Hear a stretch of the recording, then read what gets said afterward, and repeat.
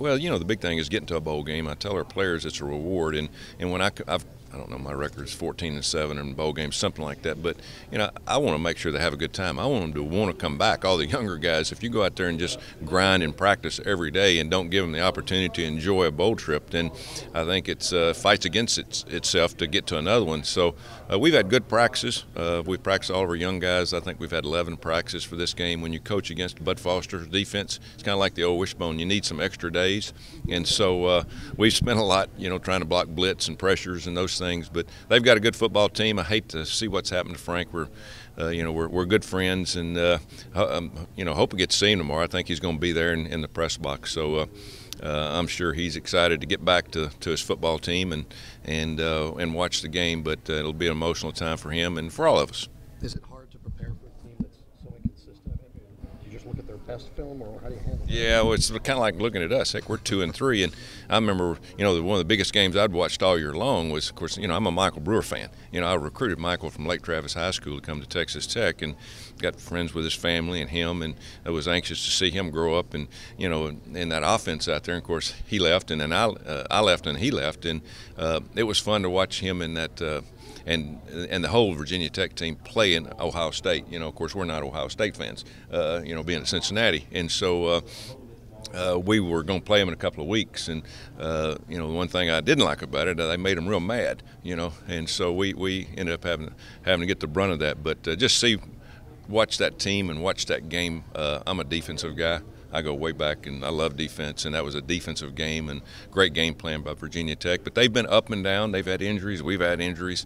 We're lucky that we were able to pull off 7 straight and have a chance to win something of a title and get to this bowl game. But again, it'll be tough for us. It's going to be tough. But I think it's going to be tough on both teams because, again, the consistency and just having the kind of the letdown at the end of the year of both of us winning our last game to win something, and then, of course, having to get yourself back up to play in a bowl game. We'll see what happens. Did you get to catch up with Witt at all? Yeah, I saw Witt a couple of times, and we go way back to Auburn, and Witt's a good guy, good young guy. He's learning as we all do when we get a new job to how you handle things, and he was excited about going back home, and he asked me, I hate to run out on you. I said, hey, you got to think about you and what you want to do with your future. Do what you need to do, and he'll be a great addition for Virginia Tech and the state over there, and for college sports. He's one of the young minds growing up, and I'm kind of on my last leg, and he's starting his. So it'll be fun to watch him and his career as I've known him from Auburn about 15 years. Was it awkward when the MC suggested that Frank might be on the hot seat? That was a little different, but we're all on the hot seat, man. I tell you what, in this business, you're as good as your last game. But Frank's not on the hot seat. I'm going to tell you that. Now, he got on the hot seat early. I remember when he started his career, I was at Miami, and we was playing. Of course, we had great teams back then, and Frank come out of the chute and struggled the first few years. And I know there was a lot of people screaming and hollering. I can remember like yesterday, and I'm thinking, man, I hope he pulls through it. And obviously won some games at the end. I think is either 4th or 5th year, and then the rest is history. And had tremendous success. There's not of course, he'll be in the Hall of Fame. Heck, I'm trying to win my 150th this week, and he's 260, I think is what it is. So 2 coaches won a lot of games, but he's got a pretty good lead on me. I don't think I'll ever catch him. Coach, is this one of those classic, your great offense, Tech's great defense? That's kind of the way the game's being played. Yeah, it's pretty much strength versus strength. I don't think there's any doubt about that. Defense, that.